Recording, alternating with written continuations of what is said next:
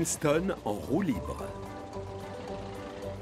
Sur Chicalor, s'il y a bien une chose sur laquelle tout le monde est d'accord, c'est que pour des raisons de sécurité, il faut s'assurer régulièrement que les voies sont en excellent état. Malgré tout, il peut arriver que les rails s'abîment. Dans ce cas-là, ça devient plus difficile de rouler dessus. Ah, bon sang de charbon! J'ai rarement été ballotté comme ça depuis que je travaille ici! Oh. Sacré nom d'une banquette! Mes paquets sont en train d'être secoués comme s'ils étaient dans une machine à laver! Au même moment, Thomas est en train d'emmener le gros contrôleur et sa famille faire un tour au château des elfes. Quand tout à coup, les rails lui réservent une très mauvaise surprise. Oh! Oh! Oh! Thomas! Freine! Arrête-toi! Voilà, passez-moi, je surchauffe! Oh, misère. Cette portion de voie doit vraiment être réparée le plus vite possible. Redémarre, Thomas, mais roule très lentement.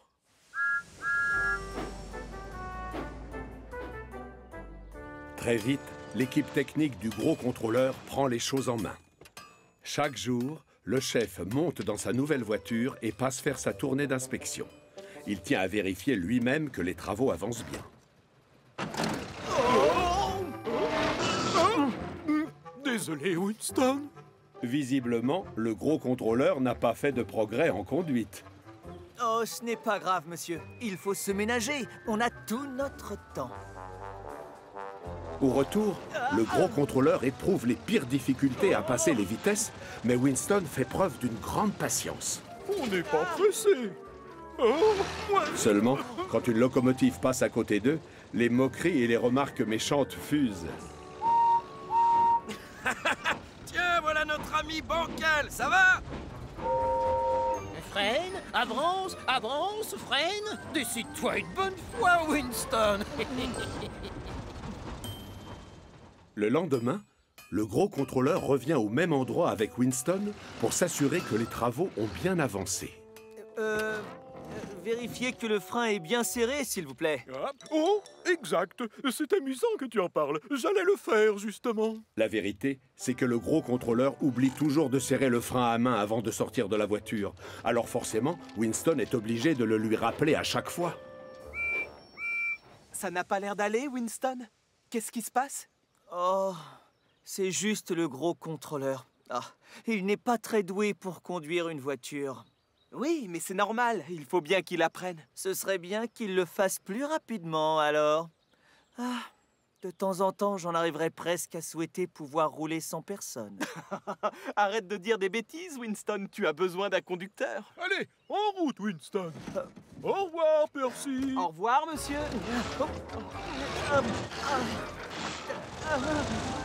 Et les voilà repartis tant bien que mal vers une autre portion de voie en travaux.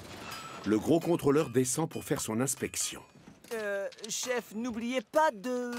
Seulement cette fois, Winston décide de ne pas lui faire remarquer qu'il n'a pas serré le frein à main. Et sans rien pour bloquer ses roues, la voiture avance sans un bruit. Comme mes freins sont desserrés, j'ai enfin la chance de rouler sans aucune aide. Wouhou! C'est la belle vie! Winston! Plus vite! Plus vite! Winston! Reviens ici tout de suite!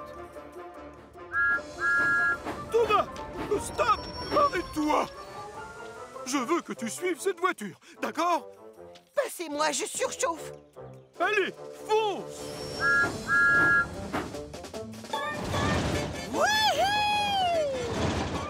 Gordon, regarde! C'est Winston!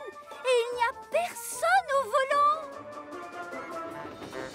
Reviens ici tout de suite, Winston! C'est un ordre! Cette jeune voiture roule au-devant des ennuis. Moi, je crains le pire. Loin de paniquer, Winston est au contraire en train de s'amuser comme un petit fou. Pour une fois qu'il peut se promener tout seul, il en profite. Il ne se doute pas que Thomas et le gros contrôleur ne sont pas loin derrière. Je n'ai besoin de personne! De sa cabine, l'aiguilleur s'aperçoit tout de suite que personne n'est au volant. Et il décide de le faire changer de voie. Malheureusement, il réagit trop tard. Et c'est Thomas et le gros contrôleur qui se retrouvent sur une autre voie. Non! Thomas! C'est pas par là!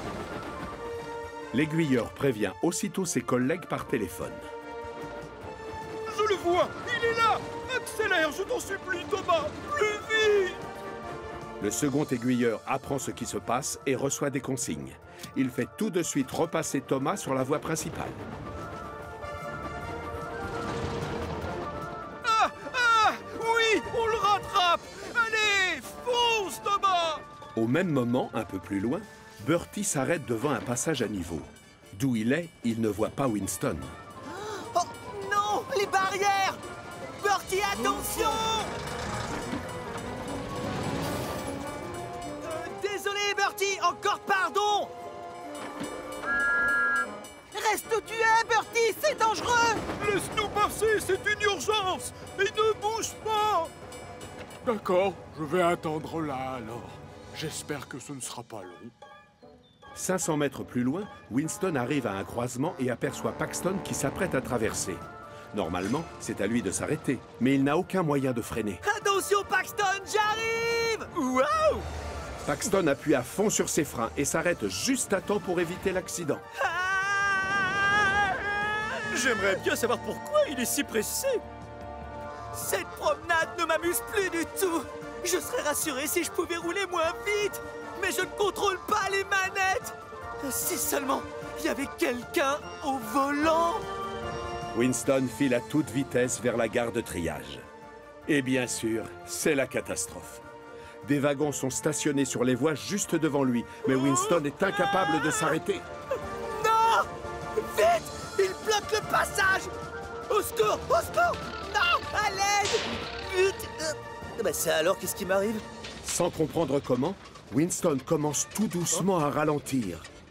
Ses roues se mettent à tourner de plus en plus lentement, et au moment où il n'est plus qu'à quelques centimètres du wagon, il s'arrête complètement. Ah, ça, il faudra qu'on m'explique. Je vais le faire si tu veux. Tu n'as plus du tout d'essence. La voilà ton explication. J'ai cru que j'allais avoir un accident. Mais c'était vraiment irresponsable de partir sans conducteur. Et dangereux, la preuve. Mais ce n'est pas uniquement de ma faute, chef. C'est vrai. Vous auriez dû penser à mettre le frein à main. Oh, misère. Oh, misère. Ah oui, je vois. Oui, bien sûr. Tu as tout à fait raison, Winston. J'aurais dû penser à serrer le frein à main. Mais moi, j'aurais dû vous le rappeler, monsieur.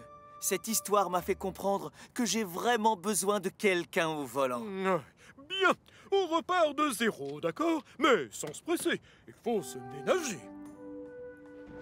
Le lendemain, toutes les voies ont enfin été réparées, à la grande satisfaction de l'équipe de locomotive du gros contrôleur. Bravo, j'adore. C'est beaucoup mieux. Nos wagons ne vont plus être secoués. On n'aura plus les essieux qui vibrent. Moi, j'en connais un qui gigote toujours. Tout le monde éclate de rire. Seulement cette fois-ci, Winston ne le prend pas mal. La seule chose qui lui importe, c'est de savoir que le gros contrôleur est bien assis derrière le volant. Et tant pis s'il n'a pas le pied léger sur la pédale de frein. Une blague pas drôle.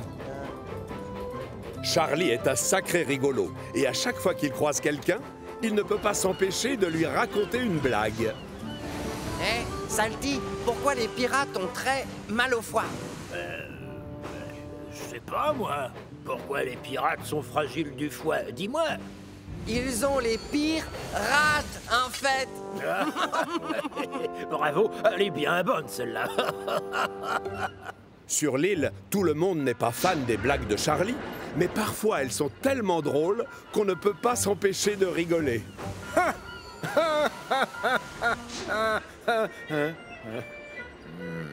J'ai assez entendu de blagues pour aujourd'hui. On travaille ici. Oh, tu ne veux pas que je te raconte cette... Ah! Non, plus tard, Charlie.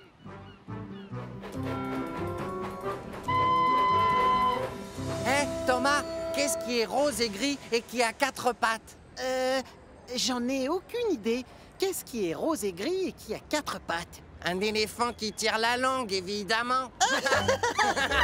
Elle est excellente! Oh, très drôle, Charlie.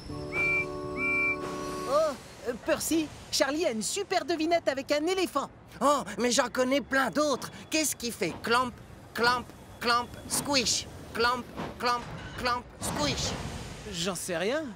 Qu'est-ce qui fait ce bruit clamp, clamp, clamp, squish? Un éléphant avec une chaussure pleine d'eau.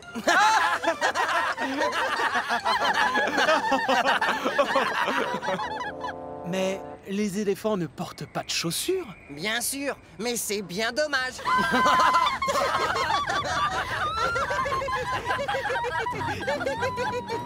Ce jour-là, Charlie est en route pour aller chercher des wagons quand tout à coup, il remarque quelque chose de tellement extraordinaire qu'il n'en croit pas ses yeux.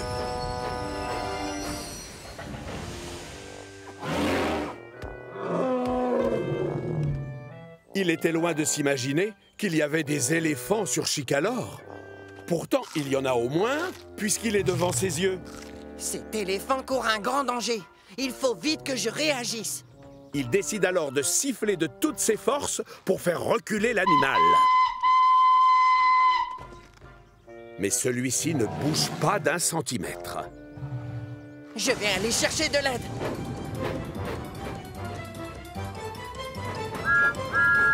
Thomas!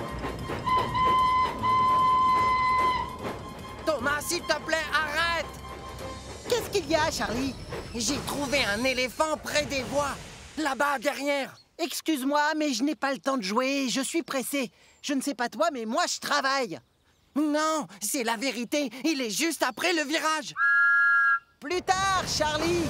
L'attitude de Thomas étonne beaucoup la locomotive Violette. Un peu plus loin, il croise Percy qui s'en va faire une livraison. Percy, stop! Qu'est-ce qui t'arrive, Charlie? J'ai trouvé un éléphant près des voies. Oh non, pitié, je les adore, tes blagues. Mais si je m'arrête pour t'écouter, je vais être en retard. Mais Percy, reste s'il te plaît. Pas maintenant, Charlie. Percy refuse de croire à son histoire. Charlie en a les pistons qui tombent. Mais alors qu'il arrive au hangar, il est soulagé de voir Henry. Lui, au moins, il va l'aider. Henry, je suis content de te voir, mon grand. Qu'est-ce qui t'arrive, Charlie? J'ai vu un éléphant près de ma ligne. Ah, désolé, je n'ai pas le temps d'écouter une de tes devinettes.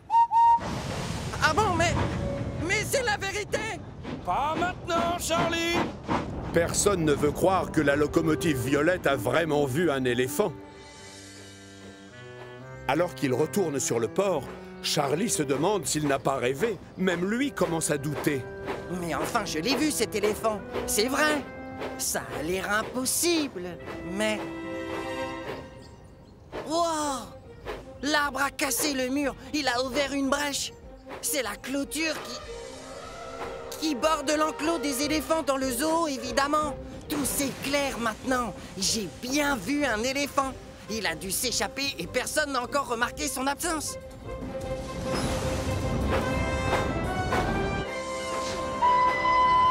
Écoutez-moi, les amis. Il y a un éléphant dans la nature. Un éléphant? Où ça? Non, pas de panique, Cranky. Je le connais bien, c'est encore une de ses blagues. Charlie commence à en avoir ras la cheminée de ne pas être pris au sérieux. Il part donc chercher de l'aide ailleurs. Reviens, Charlie. Tu nous fais la tête?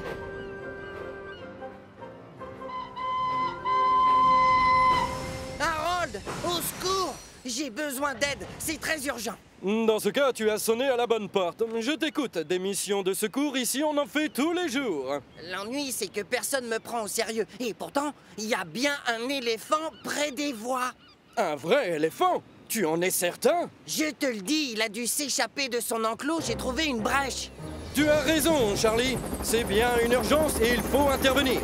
Je vais te suivre. Tu vas me montrer où il est.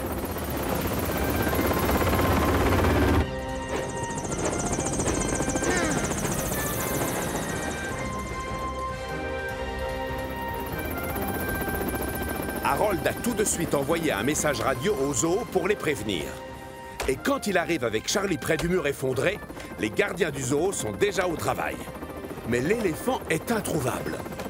Harold prend de l'altitude pour avoir une meilleure vue, pendant que Charlie et le directeur du zoo se chargent des recherches au sol. Oh, j'ai peur. J'espère que l'éléphant ne s'est pas mis en danger tout seul. Ça y est, je crois que je l'ai trouvé. Tout droit à 100 mètres du port. Allez, suis-moi.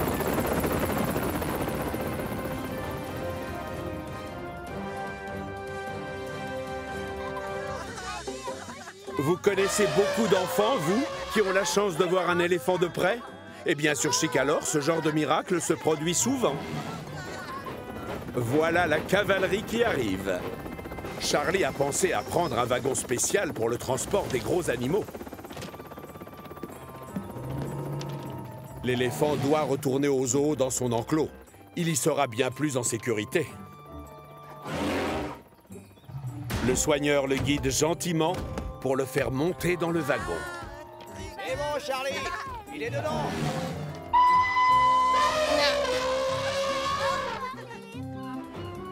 Charlie est obligé de passer par le port pour retourner au zoo. Et ça tombe bien, puisque Thomas, Henry et Percy sont là. Oh, ça alors! Finalement, Charlie ne racontait pas d'histoire quand il nous a parlé de l'éléphant. Pas ça! Oh non, pitié, arrêtez avec ces blagues sur les pachydermes!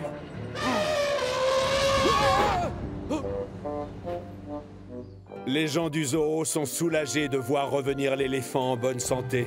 Ils étaient tellement inquiets.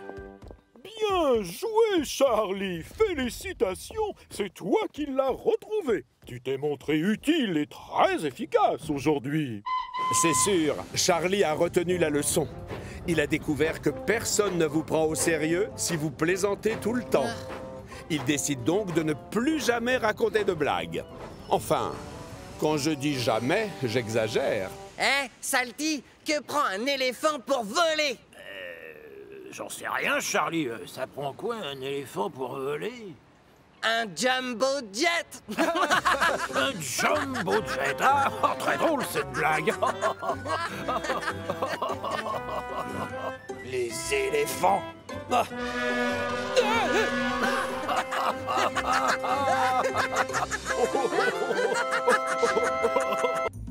L'Express du goûter des elfes. Parmi toutes les locomotives de Chicalor, Stephen est sûrement l'une des plus anciennes. C'est lui qui livre tout ce qu'il faut pour le château. Et c'est lui aussi qui se charge de faire les visites. Il n'a qu'un seul défaut, il est très lent.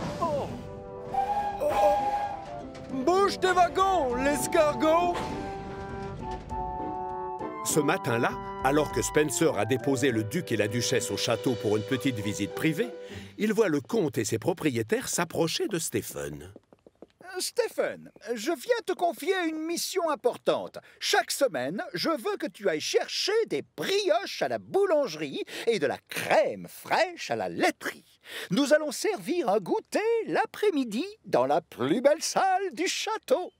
Oh oui, monsieur, on l'appellera l'Express du goûter des elfes. Ah, les visiteurs du château vont les attendre longtemps, leurs brioches, si c'est Stéphane qui fait les livraisons. Sache, pauvre ignorant, que dans ma jeunesse, on m'appelait la fusée, parce que j'étais super rapide. Ah, si tu te mesurais un âne et une carriole, je veux bien. La vieille locomotive est très vexée. Toi, je vais te faire taire. Grâce à moi, l'Express du goûter des elfes sera le plus rapide de tout Chicalor. Stephen passe donc à la boulangerie pour prendre les brioches. Puis à la laiterie pour la crème fraîche.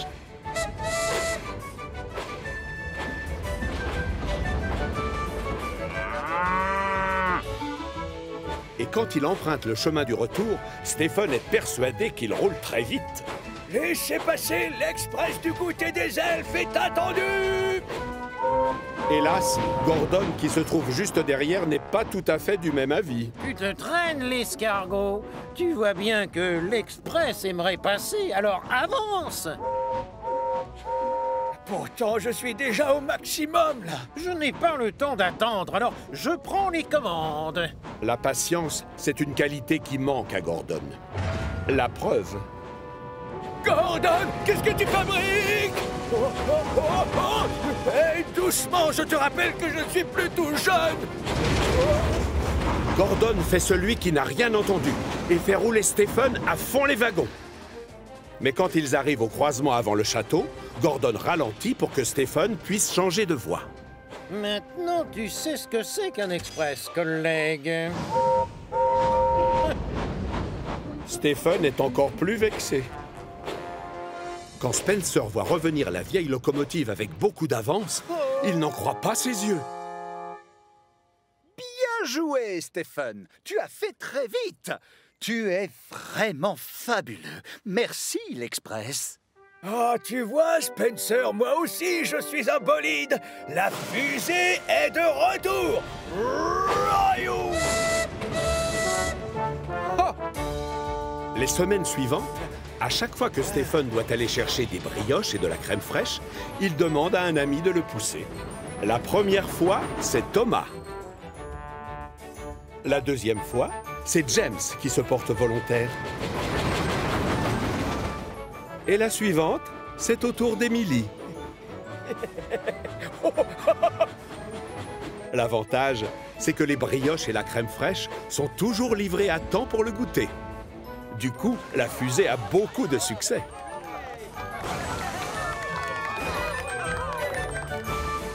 Un jour, le comte décide de lui confier une mission importante.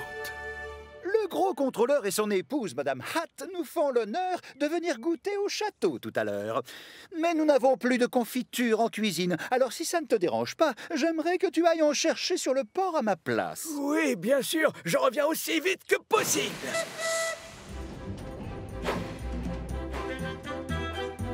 Stephen appuie à fond sur l'accélérateur. Et sur les quais, il se dépêche de s'atteler au wagon. Les tonneaux remplis de confiture ont déjà été chargés et il y en a pour tous les goûts, fraises, framboises et même abricots. Le souci, c'est que sur le chemin du retour, impossible de trouver une locomotive pour le pousser. Oh non! D'habitude, c'est ici que je croise Gordon. Ces derniers temps, c'est à cet endroit précis que je voyais Thomas. Je fais comment maintenant? Il reste encore beaucoup de chemin à parcourir. Et tout seul, Stephen risque de mettre du temps pour rentrer.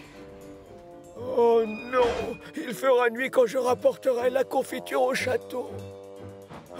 Pas sûr. Voilà de la compagnie. Tiens, qu'est-ce que tu fais là? Je croyais qu'on te surnommait la fusée. Le gros contrôleur et Madame Hatt doivent sûrement être déjà au château pour le goûter. C'est alors que Stephen a une idée. Peut-être que si tu me poussais, j'irais beaucoup plus vite. Oh, moi, je suis bien trop occupé pour promener un vieux tas de planches moisies tel que toi. C'est vrai, Stephen n'est plus tout jeune. Mais c'est un avantage, car avec le temps, il est devenu sage et il sait comment provoquer les petits jeunes. Oh, ne t'en fais pas, Spencer. Je ne te crois pas capable de me faire rouler vite de toute façon. Évidemment, Spencer est piqué au vif. Je vais te montrer ce que c'est de rouler vite. Spencer vient donc se placer juste derrière Stephen. Tu ne l'auras pas usurpé ton surnom, parce que l'Express du goûter va battre son record de vitesse. Spencer appuie sur l'accélérateur et roule encore plus vite qu'Emily et que Thomas. Même Gordon n'est pas allé aussi vite. Allez, encore! Vas-y, accélère! Avec Spencer, la côte du château est gravie en quelques secondes. Merci beaucoup, Spencer. Mais dès que la locomotive argentée le lâche, Stephen s'aperçoit qu'il a un problème. Oh non, non! On va trop vite! Jules! Freine! Jules, le conducteur, tire au maximum la manette de frein. Mais trop tard. Stephen va s'écraser contre le butoir. Le choc projette dans les airs le tonneau de confiture de fraises, celui de framboise et même celui d'abricot. Et devinez où ils vont atterrir?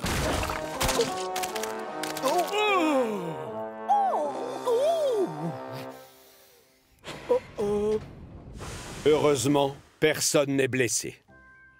Mais le gros contrôleur et le comte vont devoir aller chez le teinturier. Mais enfin! Stephen, quel est ce cirque? je suis vraiment navré. J'ai demandé à Spencer de me pousser afin d'être plus rapide. Voyons, réfléchis un peu. Je t'ai choisi parce que je te fais confiance, pas parce que tu vas très vite. Désolé, monsieur. Finalement, je n'ai pas besoin de faire mon maximum pour foncer. Non, en effet, je confirme. Mais qu'est-ce que je vais bien pouvoir servir à mes pauvres invités? Ah, laissez-moi faire! Je dois retourner chercher de la confiture pour les gourmands. Et donc pourquoi les visiteurs ne monteraient-ils pas à bord d'un wagon et comme ça, ils pourraient boire du thé tout en faisant une promenade en train? Tout le monde trouve l'idée excellente. Peu après, la vieille locomotive reprend donc tranquillement le chemin du port, ses passagers confortablement installés dans le wagon. La confiture est vite chargée, et en fin de journée, tout le monde est ravi d'avoir pu profiter d'une chouette promenade et d'un excellent goûter. Oh! Laissez passer l'escargot! Ah, non, pardon. Laissez passer l'express du goûter des elfes! Le train hanté. Même si la nuit est sombre et brumeuse ce soir-là, Percy se prépare à aller livrer les sacs de courrier et il est excité comme une puce. C'est la première fois que je vais déposer des lettres et des colis au château des elfes. Eh bien moi, j'aurais peur à ta place.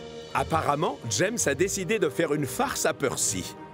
Le Fantôme Express rôde dans les parages. Le Fantôme Express, tu dis? C'est quoi? C'est un train hanté. On le voit surtout près du château. Il cliquette sur les rails en émettant des sons affreux avec son sifflet. Tu ne vas pas le croire, Percy. Il s'amuse. C'est une farce. Ça n'existe pas, les trains hantés. Bien sûr que si. Bonne chance, Percy. Percy n'est pas très rassuré, mais comme il est consciencieux, il part quand même chercher les sacs de la poste. Un peu plus tard, le voilà qui s'approche du château. J'espère que je ne vais pas croiser la route du Fantôme Express. Arrivé devant la porte de la forteresse, il doit attendre au feu rouge que le pont-levis se baisse pour le faire entrer.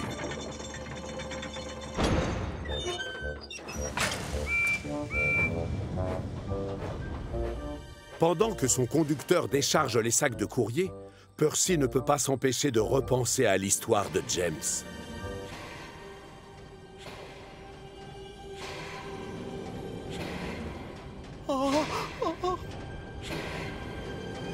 Salut, Percy! C'est toi, Stephen. Désolé, mais je t'ai pris pour le Fantôme Express. Le Fantôme Express? Et qu'est-ce que c'est que ça? C'est un train hanté. Il rôde près du château, cliquette sur les rails et fait des bruits lugubres avec son sifflet. Oh, ça n'existe pas, les trains hantés, Percy. Je n'ai rien vu par ici qui y ressemble. Pourtant, je connais bien le parc. Chouette, j'ai hâte de raconter ça à James. Tiens, quand on parle du loup, le voici justement qui vient livrer du charbon. Alors, ça y est, tu l'as vu, le Fantôme Express, ou toujours pas? C'est pas la peine, je n'y crois plus à ton histoire. Stephen m'a juré qu'il n'y avait pas de train hanté ici. Et c'est pas un menteur. James joue à celui qui est vexé. Non, désolé, mais il se trompe. Moi, je viens de le voir, le Fantôme Express, et il avait l'air bien réel. Il rôde dans le parc en ce moment même. Sans blague, et ses roues, elles cliquetaient? Oh, non, on ne te croit pas du tout. Oh. Et c'était quoi ce bruit dans ce cas-là? Je vous parie, ma cheminée, que c'était celui émis par le sifflet lugubre du Fantôme Express. En réalité, c'est une chouette qui ulule. Mais Stephen, qui ne croit pourtant pas aux fantômes, commence à avoir des doutes. On n'a qu'à se retrouver plus tard, Percy, quand on aura terminé nos missions. Bonne idée, je suis d'accord.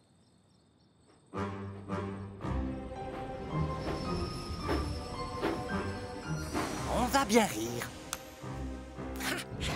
Mais non, ça n'existe pas, les fantômes. Les trains hantés non plus, d'ailleurs. Il n'y a pas de fantômes. Il n'y a pas de fantômes. Il n'y a pas de fantômes. James siffle aussi fort qu'il peut.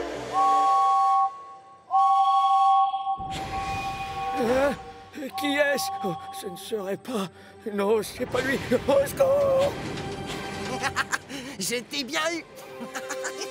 Stephen est tellement affolé qu'il recule à toute vapeur jusqu'à l'entrée du château. Mais hélas, il ne peut pas voir que le pont-levis a été remonté. Son conducteur et le pompier sautent de la cabine. Ah, bravo, c'est malin. Ça ne va pas être facile de sortir de cette douve en pleine nuit. Je reconnais que j'ai un peu agi sans réfléchir. Pendant ce temps-là, Percy a fini son travail et arrive au point de rendez-vous convenu avec Stephen. Mais la vieille locomotive n'est pas là. Oh non! Où est Stephen? Pourvu que le fantôme ne l'ait pas trouvé! Oh! J'espère que c'est lui qui arrive. Non, mauvaise pioche. C'est James. Percy n'est pas très rassuré. Il préfère ne pas s'attarder à cet endroit. Je t'ai bien eu. Percy file à toute vapeur se réfugier dans le château. Et comme il est affolé, c'est au dernier moment qu'il remarque le trou devant lui. Et c'est la catastrophe.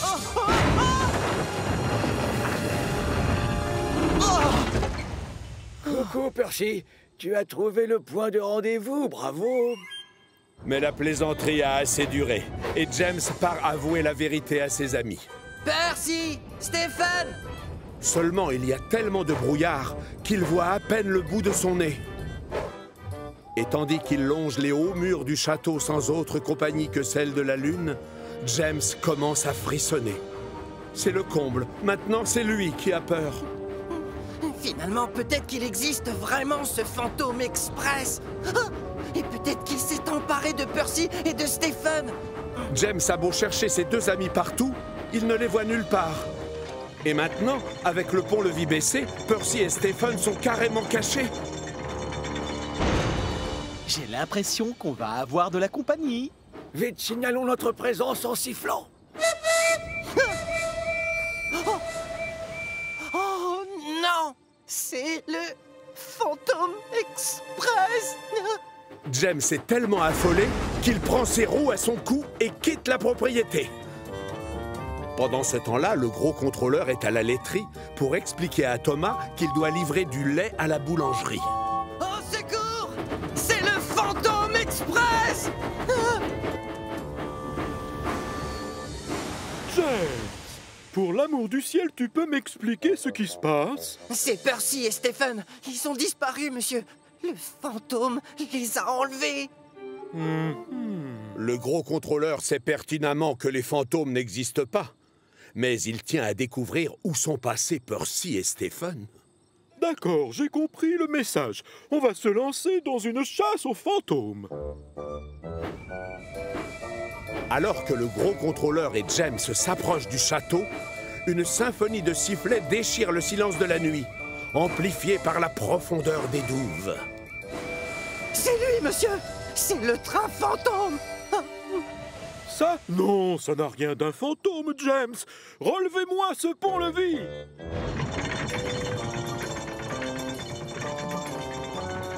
Percy et Stephen, à quoi jouez-vous dans ces douves? Eh bien, on avait le fantôme à nos trousses. Moi, j'ai eu la chair de poule en entendant son sifflet. Et moi, je l'ai vu rouler vite et se cacher dans le brouillard. Non, c'est pas vrai. En fait, ce n'était pas le fantôme. Ah, c'était simplement moi. Je vous faisais une farce et tout. Et je suis désolé. Le gros contrôleur, qui n'apprécie pas la plaisanterie, est très en colère. On fait venir Rocky pour remettre les deux locomotives sur les rails et aucun moteur cassé n'est à déclarer. James, à cause de toi, nous avons pris beaucoup de retard. Tu vas donc livrer tous les sacs de courrier pendant 1 mois à la place de Percy. Oui, monsieur. Encore pardon. Bon courage, James. J'espère que le fantôme ne t'ennuiera pas trop. Non.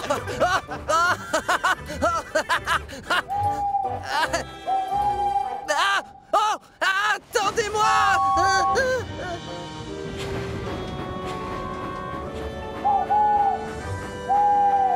Hiro se met en colère. Vous connaissez tous Hiro. C'est l'une des locomotives les plus puissantes de Chicalor. Mais il est surtout connu dans l'île pour sa politesse et sa gentillesse.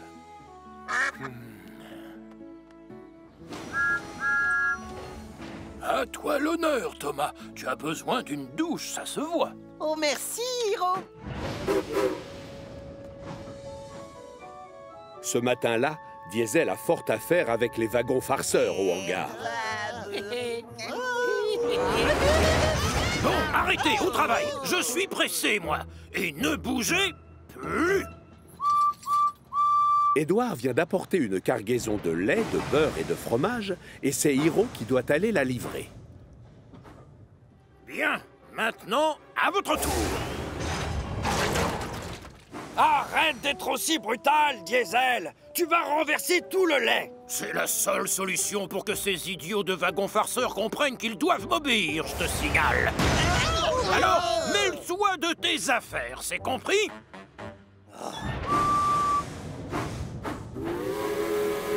Une locomotive s'en va, mais une autre arrive. Bonjour à toi, Diesel, et bonjour les wagons. Oh, Hiro, arrête de jouer les gentils tout le temps, c'est énervant. Tous ces wagons font exprès de nous embêter, et toi, tu dois leur montrer qui c'est qui commande. Non, Diesel, ces wagons ne m'embêtent pas, moi. Normal, je suis le maître du chemin de fer. Sur ce, Hiro s'attelle au wagon farceur et quitte les lieux. Mais il ne sait pas qu'à cause de Diesel, le lait s'est déjà renversé. Quant au wagon farceur, ils se remettent vite à faire des bêtises. Oh, vous n'arriverez pas à m'empêcher de faire mon travail. Sachez que je suis le maître du chemin de fer. Les wagons farceurs s'efforcent alors de faire sursauter Hiro. Mais celui-ci fait comme si de rien n'était. Il reste stoïque jusqu'à la gare des Quatre Vents où le gros contrôleur l'attend. Ah, enfin! La commande pour la cafétéria. Les hommes du chef déchargent les caisses de pain, de beurre et de fromage. Et n'oubliez pas le lait! Mais quand il ouvre la porte du wagon dans lequel est entreposé le lait, c'est la catastrophe! Oh non! Mon pantalon neuf! Quelle horreur! Toutes mes excuses, monsieur. Je ne sais pas ce qui s'est passé, mais les wagons farceurs sont vraiment très dissipés aujourd'hui. Oui, mais j'espère que tu feras plus attention lors de ta prochaine livraison. Oui, monsieur, c'est promis, monsieur. Quant à moi, je vais passer la matinée à faire nettoyer mon pantalon. Hiro se sent fautif. Il sait qu'à cause de lui, la journée du gros contrôleur est gâchée. Un peu plus tard, il arrive sur le port pour chercher une autre cargaison de beurre et de crème fraîche. Et devinez qui il croise là-bas. Pourquoi tu fais cette tête, Hiro? Oh, si tu savais. Quand je suis arrivé aux Quatre Vents avec les wagons farceurs ce matin, le pauvre gros contrôleur a ouvert la porte d'un wagon et plein de lait s'est renversé sur le pantalon qu'il venait de s'acheter. Je me sens tellement coupable. Tu vois, je t'avais pourtant dit de te méfier de ces wagons. Faut leur montrer que c'est toi qui commandes. Et moi, je les secouerai un peu. Non, Diesel, je déteste utiliser la manière forte et tu le sais bien. La seule solution, c'est de faire preuve de politesse et de douceur. Hiro s'attelle à nouveau au wagon farceur, sous le regard furieux de Diesel, qui est persuadé d'être le seul à savoir gérer les wagons farceurs. Il changera d'avis un de ces jours. Une idée terrible fuse alors dans son générateur. Sans prévenir la vieille locomotive qui ne se doute de rien à l'avant, Diesel s'installe en queue de convoi à la place du fourgon frein.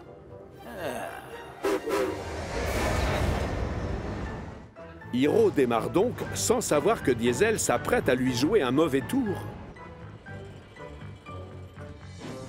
Au bout de quelques minutes, les wagons farceurs commencent déjà à faire les fous. Pourtant, Hiro décide de rester poli et gentil. Mais il n'a toujours pas remarqué que Diesel était caché à l'arrière du train. Je vais juste lui montrer à quel point ces wagons peuvent être énervants. Et quand Hiro se lance dans la montée de la côte, Diesel appuie à fond sur ses freins pour le ralentir et que l'ascension soit encore plus difficile.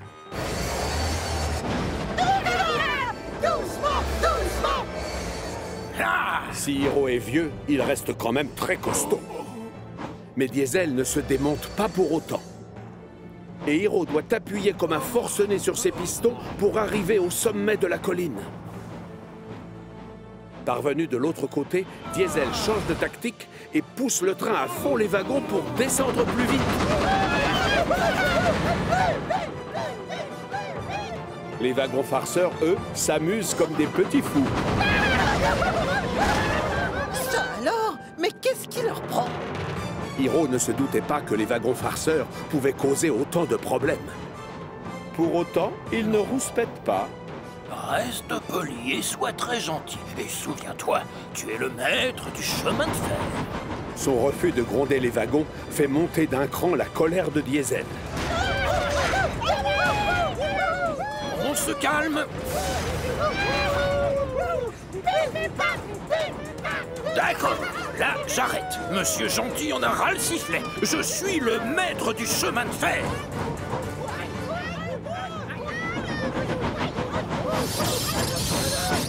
Que ça vous serve de leçon! Hiro freine tellement brusquement que 3 gros bidons remplis de crème fraîche sont projetés dans les airs. Non, pas moi! Le bel habit du gros contrôleur va retourner à la teinturerie. Édouard, lui, n'échappera pas à la douche. Hiro non plus. Oh, mon pantalon neuf! Oh, non! Consterné, le gros contrôleur regarde ses beaux habits tout tachés et explose de colère. Hiro, à cause de toi, la livraison a pris du retard. Et je vais devoir payer une fortune chez le teinturier. Oh, pardon, je suis désolé, monsieur. Derrière, Diesel essaie de filer discrètement. Mais Thomas lui bloque le passage. Diesel, on peut savoir où tu vas? Hiro, tu sais pourquoi c'est Diesel qui est en queue de convoi? Quoi? Diesel? C'était toi? Tu m'as freiné dans la montée et poussé dans la descente. Oui. Et c'est toi qui as renversé le lait ce matin, avoue-le! Quoi? Oh non. Je suis désolé. Sache que je suis extrêmement déçu, Diesel. Tu vas devoir apprendre à te comporter autrement avec les wagons farceurs. Mais monsieur... oui, d'accord, chef. Et celui qui s'y prend le mieux avec eux, c'est Hiro, bien sûr. Oui, monsieur. La chaudière de Hiro bouillonne de fierté. Comme la journée n'est pas finie, Hiro en profite pour donner un cours à Diesel et lui apprendre à être gentil. Là, ça va border. Non, tu arrêtes. Il faut que tu sois plus poli et gentil. De cette manière, tu deviendras comme moi le grand maître du chemin de fer. Gentil wagon, avancez s'il vous plaît.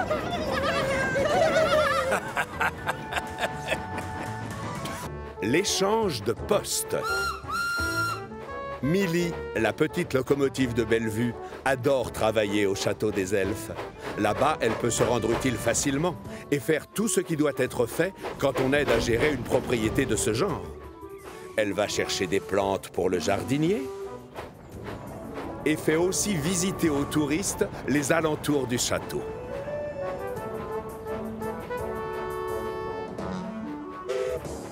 Luc fait également partie de l'équipe de Bellevue et lui aussi adore son travail à la carrière de la Montagne Bleue.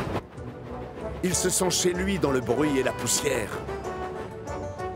Transporter de lourdes pierres ne lui fait pas peur. Et il adore par-dessus tout traverser les tunnels sombres qui lui permettent d'aller partout. Ce jour-là, la mission de Luc le fait sortir de sa carrière adorée et l'envoie au château des elfes. Bonjour. Bonjour, je m'appelle Luc et je viens vous livrer des pierres pour le château. Génial! Merci. Moi, je suis le comte et elle, c'est Millie. Bonjour. Et elle va te montrer où laisser ton chargement.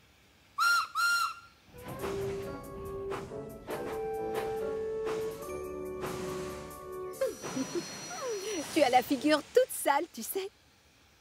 Hein? Oh, je sais, normal, il y a beaucoup de poussière dans la carrière. Pourquoi tu ne resterais pas ici jusqu'à ce soir? Je te ferai visiter les environs.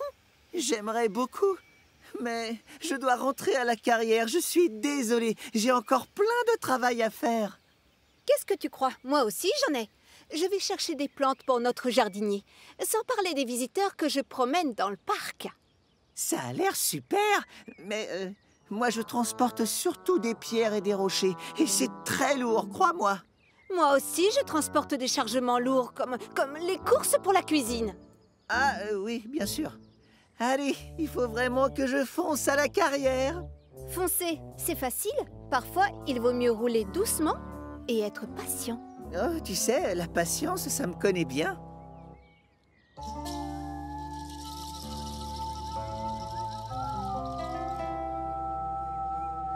C'est alors qu'une idée fuse dans la petite cheminée de Luc. Oh, tu sais quoi? On devrait échanger nos places pour une journée. Quoi? Échanger nos places? Juste pour la journée? Et comme ça, je verrai mieux en quoi consiste ton travail à la carrière, c'est ça? Et moi, je pourrais voir en quoi consiste ton travail au château. Le comte est très emballé par cette idée farfelue, mais il a quand même téléphoné au contrôleur à lunettes pour lui demander son autorisation. Monsieur Percival trouve que votre idée est formidable et il a donné son accord. Millie met aussitôt le cap sur la carrière de la Montagne Bleue. En arrivant, elle est à la fois curieuse de visiter ce lieu inconnu et inquiète de ce qu'elle va y trouver.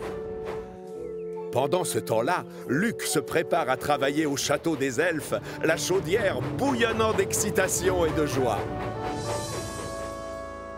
Et toi, tu trouves que c'est une bonne idée?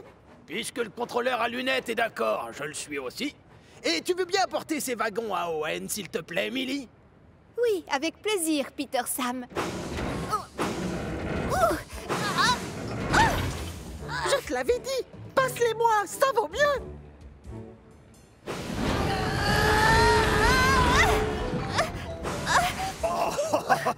Oui, c'est bien, Millie. Pendant ce temps-là, au château des elfes...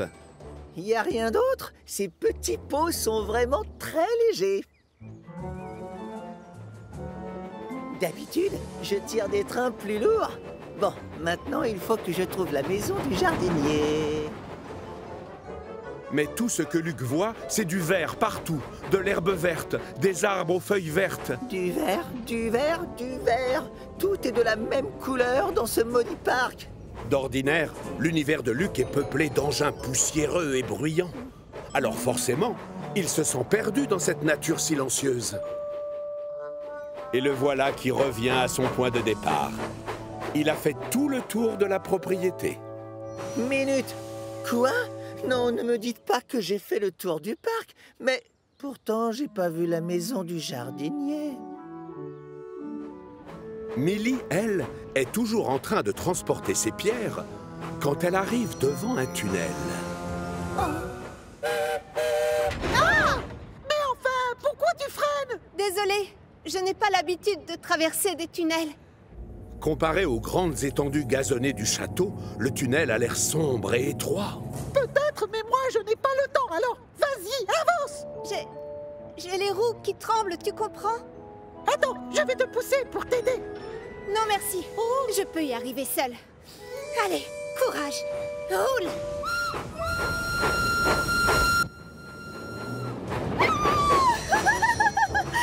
J'adore les tunnels. De l'autre côté de l'île, Luc se retrouve avec une nouvelle mission. Il joue cette fois les guides pour les touristes. Soudain, un jeune cerf lui barre la voie. Si je veux me rendre utile et que le chef me trouve efficace, il va falloir que cet animal me laisse passer.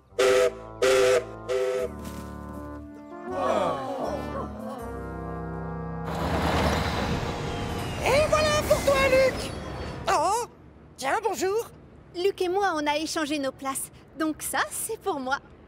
Je m'appelle Millie.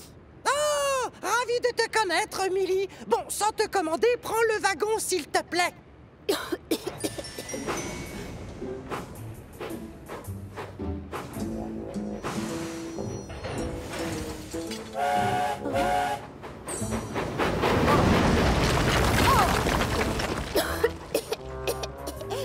En avant, ma belle!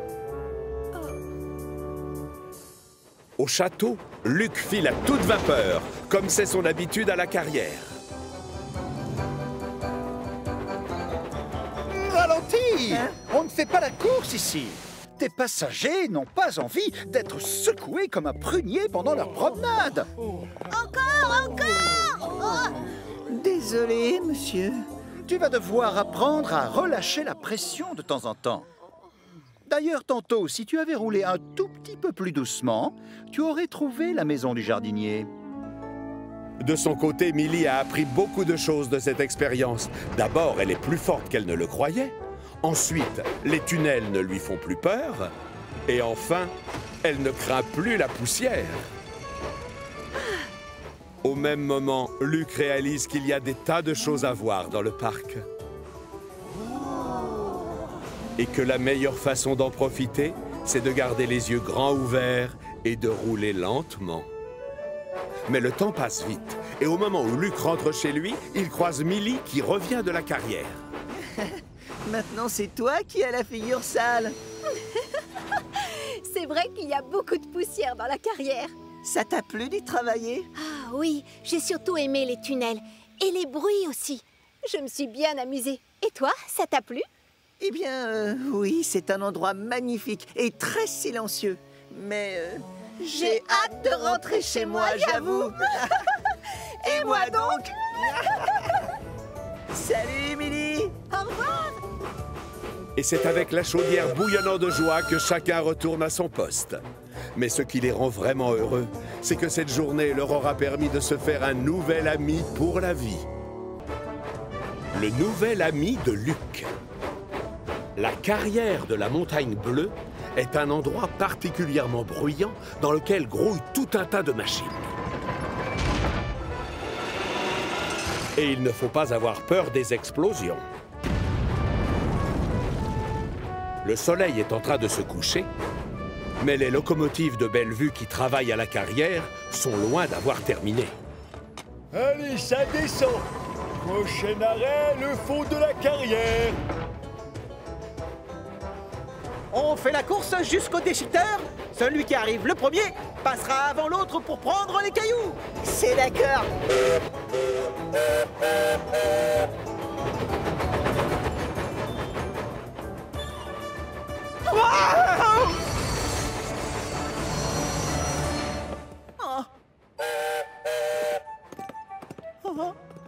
C'est quoi cet animal? Je l'ai mal vu. Il est resté 5 secondes devant moi. Tu ignores, c'est un cerf! Oui, c'est exact. Et un jeune en plus. Il est petit. Peu importe ce que c'est, il n'a rien à faire dans cette carrière. J'ai eu un de ces chocs. Quoi? T'as eu peur? C'est juste un petit animal? Oui, mais il a surgi de nulle part.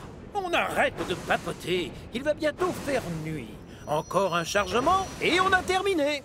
Oh... Ne t'en fais pas, Luc. On aura un programme bien chargé demain. Il va falloir aller livrer tout ce gravier au château des elfes. Alors, on a tous intérêt à se reposer. Barnabé a raison. Les petites locomotives de Bellevue suivent son conseil sans broncher et vont s'installer pour la nuit. L'ennui, c'est que Luc est bien trop excité pour aller dormir. Il voudrait déjà être au matin pour aller au château. Et alors que les autres sombrent dans un profond sommeil... Oh, le cerf!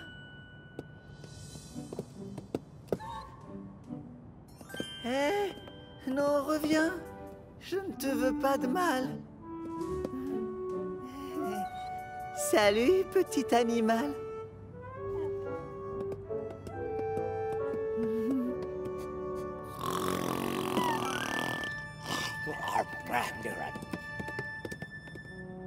Oh! Luc est triste de voir le jeune cerf partir. Mais ce qui le console, c'est qu'il l'a vu de très près. Même s'il doute de le revoir un jour. C'est pourquoi, le lendemain, Il est surpris de découvrir son nouveau copain endormi dans sa cabine.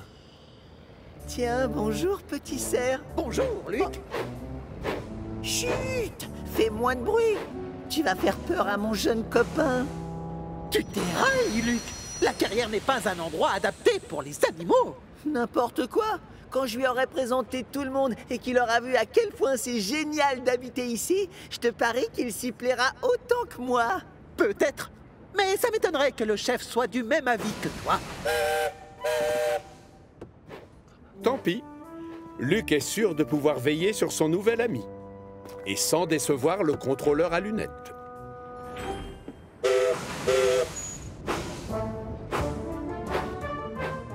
Il roule doucement pour ne pas effrayer le fan.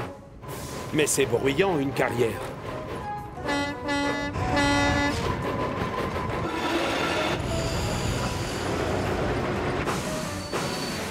Et le vacarme terrorise le jeune cerf qui se recroqueville dans la cabine de Luc. Soudain, Oh non! le fan saute par-dessus la porte et s'enfuit encore une fois. Ne t'inquiète pas, reviens, voyons! Je l'aime bien, ton nouveau copain, Luc. Il est marrant. Où te caches-tu, l'ami?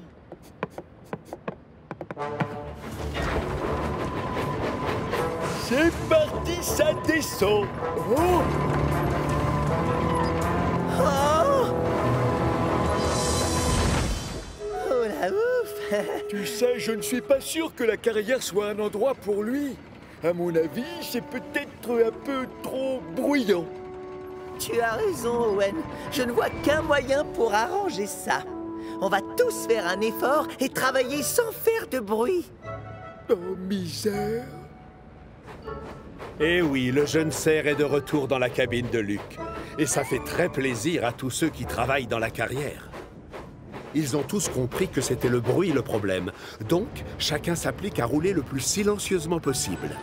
À soulever des blocs de pierre sans trop grincer. Ou à reculer sans relâcher de la vapeur. Seulement, c'est trop beau pour durer. Peter Sam est tellement concentré sur sa chaudière pour éviter de faire du bruit qu'il ne regarde plus où il met les roues. Et c'est la catastrophe.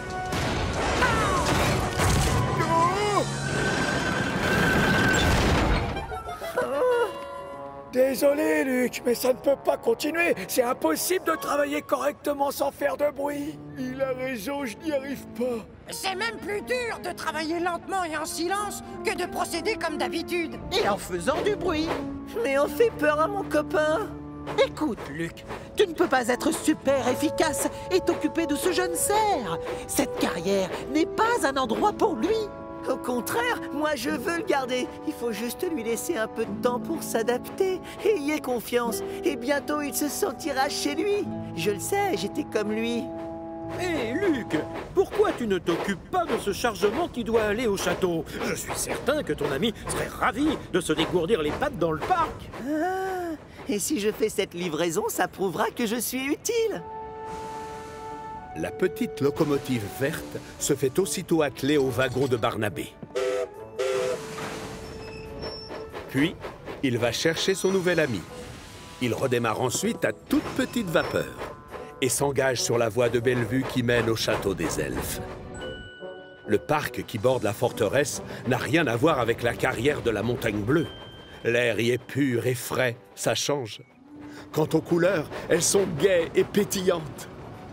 Mais surtout, c'est... tellement silencieux. Le fan, lui, est au paradis. Plus la petite locomotive s'éloigne de la carrière, plus l'animal a l'air heureux.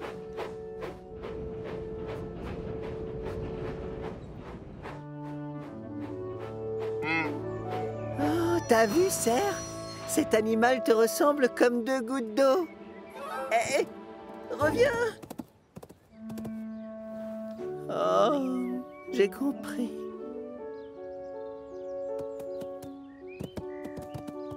Vas-y, suis ta maman. Cours, elle t'attend.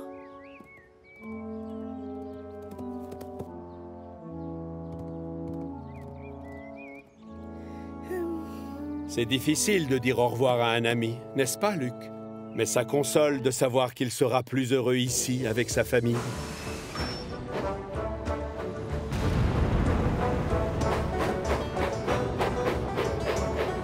Oh, oh, oh, regardez qui voilà. Content de te revoir. Mais où est passé le jeune cerf? Il a retrouvé sa vraie maison.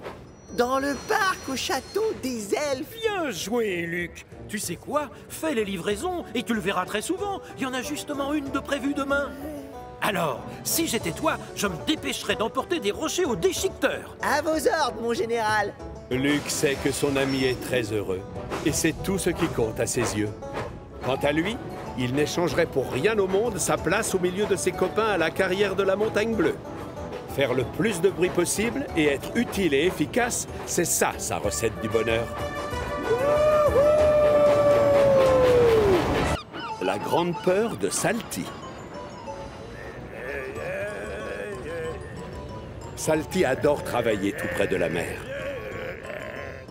Mais au début, quand il est arrivé sur Chicalor, le gros contrôleur l'avait envoyé à la carrière de Farcar. Et la seule chose que Salty avait sous les yeux toute la journée, c'était de la pierre. De la pierre à droite, de la pierre à gauche, de la pierre partout. Le diesel détestait ça. Salut, Salty! Oh, moi je suis un diesel pour les dockers, Mavis. Et j'ai besoin de vivre près de la mer. Du coup, quand le gros contrôleur est venu lui annoncer qu'il allait le muter sur le port de Brendam, Salty a décrété que c'était la plus belle journée de sa vie. Le port, c'est mon petit paradis, matelot. Le port, c'est mon petit paradis. Ce jour-là, le moteur de Salty crachote encore plus que d'habitude. Dis, tu fais de drôles de bruit ce matin, Salty. Tu es sûr que ça va? Quoi?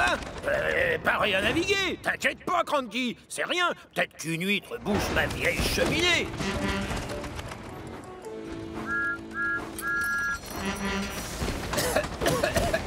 Si j'étais toi, j'irais à l'atelier de réparation des diesels. Non, pas question, Thomas. Oh, y a rien qui cloche chez moi. Ce bon air marin va guérir ma toux en 5 minutes. Oh, Thomas a raison. Tu devrais aller voir un mécanicien. Lui te dira ce qui provoque cette toux. Et prendre le risque de me retrouver dans cette affreuse carrière? Oh, non, merci. Salty refuse d'écouter les conseils de ses amis. Il ne mettra pas les roues à l'atelier de réparation des diesels. Quelques jours plus tard, une petite locomotive avec 3 dômes sur le capot fait son entrée sur le port. Tiens, salut, jeune matelot. Bonjour, mon nom c'est Porter. Oh, ravi de te rencontrer, Porter. Et moi, mon nom, c'est Salty. Je suis le diesel docker.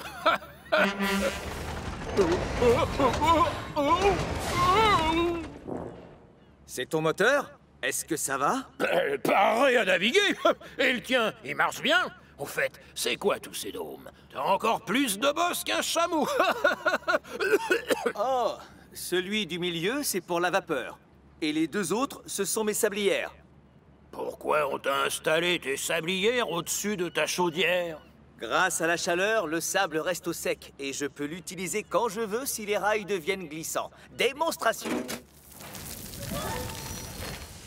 Ah, c'est pas idiot ça. Et je peux savoir ce qui t'amène chez moi sur le port? C'est lui qui va te remplacer, Salty, pendant que tu feras réparer ton moteur. Oh, chef, mais c'est juste un petit rhume de rien du tout. Sois sérieux, d'accord? Comment veux-tu te rendre utile si tu tombes en panne? Alors, va faire réparer ton moteur et tu retrouveras ta place sur le port dans une semaine. Salty hésite. Il est terrorisé à l'idée que Porter fasse son travail mieux que lui. Et que le gros contrôleur lui demande de ne plus revenir sur les quais. Quand il arrive à l'atelier de réparation des diesels, il est accueilli par Den et Dart. Oh, mais comment ça va, les amis? Oh, faites vite, d'accord? Je dois retourner sur le port à fond les manettes. Non, une révision, ça ne se prend pas à la légère. Ce qu'il veut dire, c'est que les révisions de moteur, ça doit se faire dans les règles. Ah non, vous ne comprenez pas, les amis. Le gros contrôleur a engagé un petit nouveau. Et si je ne retourne pas là-bas illico presto, il va me voler mon poste. Et vous savez où je finirai mes vieux jours? À la carrière! Oh, non, mais ça serait horrible. Toi, tu travailles avec des dockers. Ouais, bien sûr. C'est affreux. Oh. Pendant ce temps-là, sur les quais, Porter impressionne tout le monde par son professionnalisme. En plus, il apprend vite. Et le bois, je le mets où déjà? C'est bidon, je les range où? Il te faut combien de wagons plats? Cranky n'aime pas trop quand on lui pose plein de questions à la fois. Mais il est obligé de reconnaître que Porter est une bonne recrue et qu'avec lui, le travail avance vite.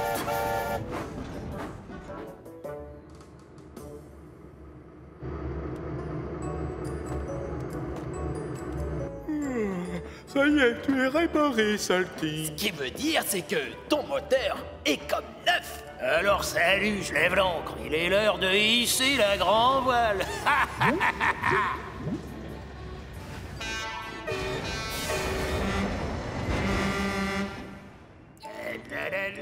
Le port, c'est mon petit port. Salty est tellement pressé de reprendre son poste qu'il ne regarde pas où il met les roues et percute une cargaison d'huile. Doucement les pistons, enfin, Salty. Fais demi-tour, on va t'enlever ces tâches. Non, non, pas besoin de nettoyage puisque mon moteur a arrêté de tousser. Je retourne travailler avec les dockers. Salty aurait peut-être dû y réfléchir à 2 fois et accepter de passer sous la douche, car de l'huile s'égoutte sur la voie pendant qu'il roule et forcément, les rails deviennent très glissants. Heureusement, tout comme Porter d'ailleurs, Salty a lui aussi des sablières. Il verse donc du sable sous ses roues pour les empêcher de patiner sur les rails. Au sommet de la colline de Gordon, le diesel aperçoit enfin la mer au loin. Le port, c'est mon petit paradis, matelot. Le port, c'est mon petit paradis. Il est tellement content et pressé d'y arriver qu'il appuie à fond sur l'accélérateur. Oui, moussaillon, c'est moi, votre vieux copain Salty. Ça y est, je suis de retour.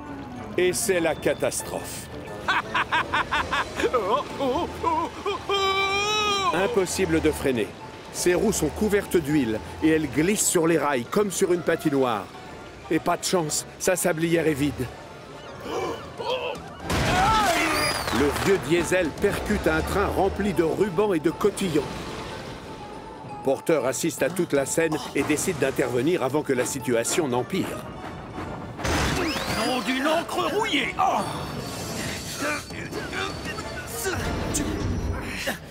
Ouah! Tu es mignon comme ça, dis donc. Oh, sans toi, je me serais pas arrêté, matelot. Oh, je me suis vraiment conduit comme un imbécile et je sais bien ce que le gros contrôleur va m'annoncer. Bravo! À cause de toi, les livraisons vont prendre du retard. Et je veux que tu ailles maintenant à... Oui, capitaine, je sais où je vais.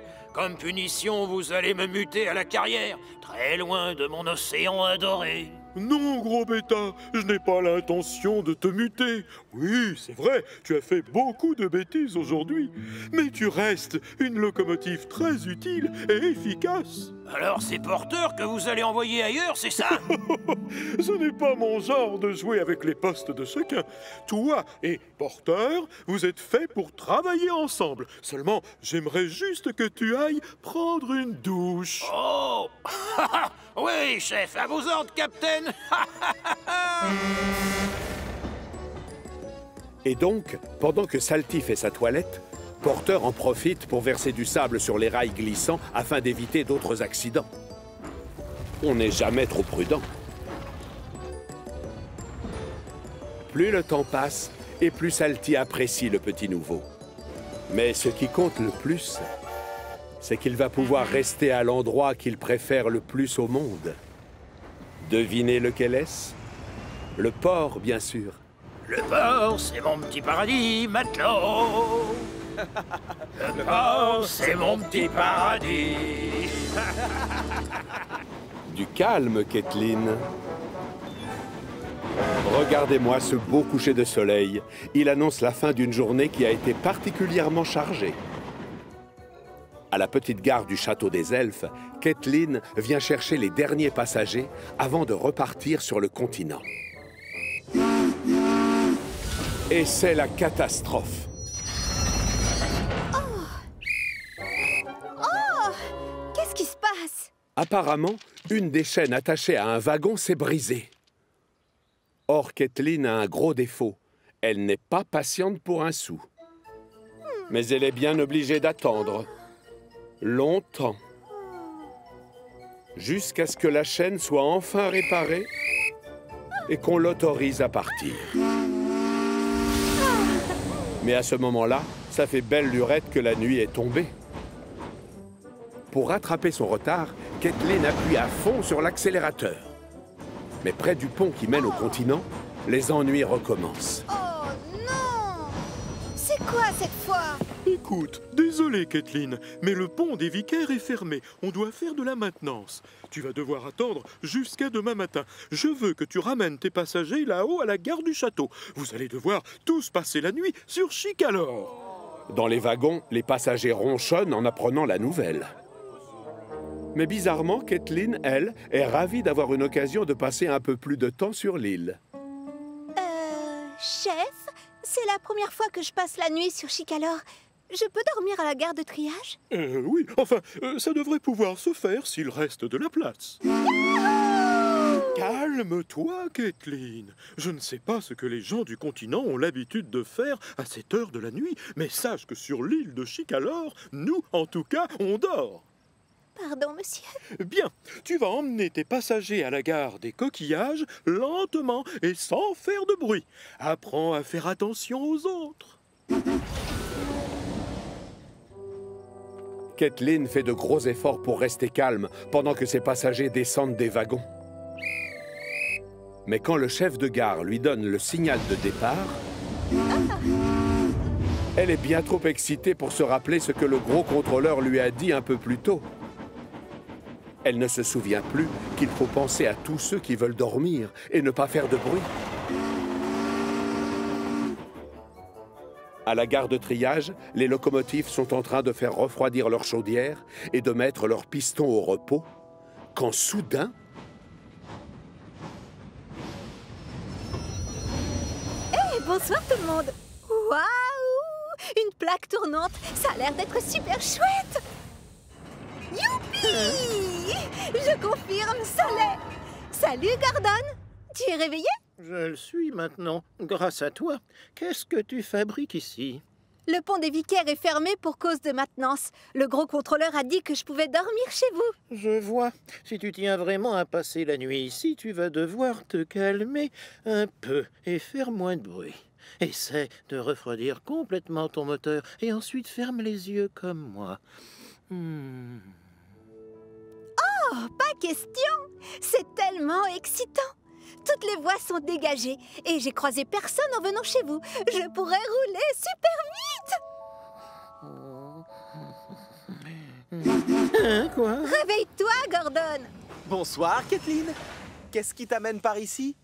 Oh, elle vient passer la nuit en notre compagnie. Oh, pourquoi tu ne t'installes pas dans mon box? Je te le prête. Comme ça, tu feras dodo entre Gordon et Thomas. Oh, waouh! Merci, Percy! De rien, ça me fait plaisir. Bonne nuit.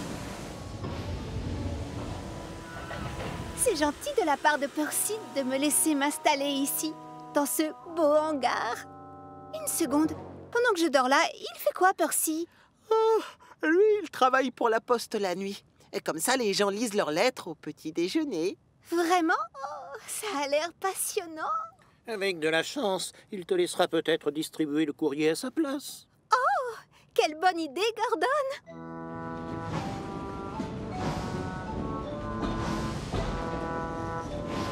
Hé, Percy, je peux m'occuper du courrier ce soir? S'il te plaît, dis oui.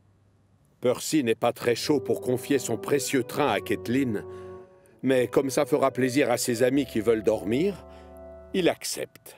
Oh, prends-le, je te le prête. Chouette! Mais attention, à cette heure, les habitants de Chicalor sont tous endormis.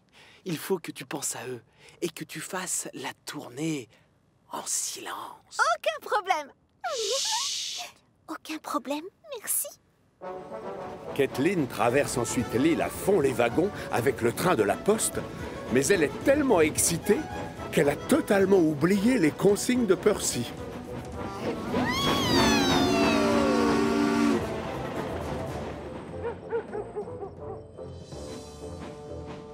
Percy! Hé, Percy! Calme-toi un peu, Kathleen. Désolée, pardon. Ça y est, j'ai distribué le courrier. C'est bon. C'était tellement génial! Tu ne peux pas t'arrêter de hurler parce que je craque. S'il te reste encore quelques litres d'essence, pourquoi tu ne t'occuperais pas du hareng volant? Les pêcheurs doivent livrer leurs poissons frais au marché. Oh, ça c'est une super idée, Henri. Mais attention, ici les gens dorment la nuit. Alors pense à eux en roulant. Reste calme et ne fais pas trop de bruit surtout. Peine perdue. Kathleen est toujours très excitée. C'est la première fois qu'elle fait une nuit blanche. Pas question de ralentir pour aller livrer les poissons au marché. D'ailleurs, Kathleen a déjà oublié ce qu'Henri lui a dit un peu plus tôt. Et quand elle arrive sur la côte et assiste au lever du soleil, elle a du mal à contenir sa joie. C'est le matin! Bonjour à tous! Mais quand Kathleen est de retour à la gare de triage, la fatigue commence à se faire sentir. Tiens, bonjour Kathleen! Oh, bonjour Thomas et bonjour à tous les autres. Kathleen est enfin prête à se reposer quand soudain le gros contrôleur arrive. Et ça risque de barder. Percy, mais enfin, qu'est-ce qui t'a pris cette nuit? Tu as roulé aussi vite qu'une fusée et tu as joué avec ton sifflet. Et toi, Henri, je ne te félicite pas. Tu as fait peur aux animaux du zoo. Par votre faute, personne n'a réussi à fermer l'œil de toute la nuit. Mais monsieur, c'est pas moi qui suis allé livrer les poissons des pêcheurs. Et moi, je n'ai pas touché au sac de courrier. Mais alors, dites-moi, qui est-ce? En fait, c'est moi, chef. Toi, Kathleen? Mais je t'avais demandé de ne pas faire de bruit et aussi de faire attention aux autres. Oui, je sais. Mais j'ai oublié tellement j'étais excitée à l'idée de passer la nuit ici sur Chicalor. J'avais juste envie de me rendre utile et d'aider les autres. Je suis désolée. Ah, je vois. Eh bien, tu apprendras que tu n'es pas la seule à avoir passé une nuit blanche. Le pont-levis a été réparé et tu as des passagers qui t'attendent. Alors, si tu tiens toujours à me prouver que tu es efficace... Oh, merci beaucoup, chef. Et c'est donc tranquillement et en faisant le moins de bruit possible que Kathleen va chercher ses passagers. Le problème, c'est qu'elle est tellement fatiguée après avoir fait la course toute la nuit qu'elle s'endort en plein milieu du pont des Vicaires.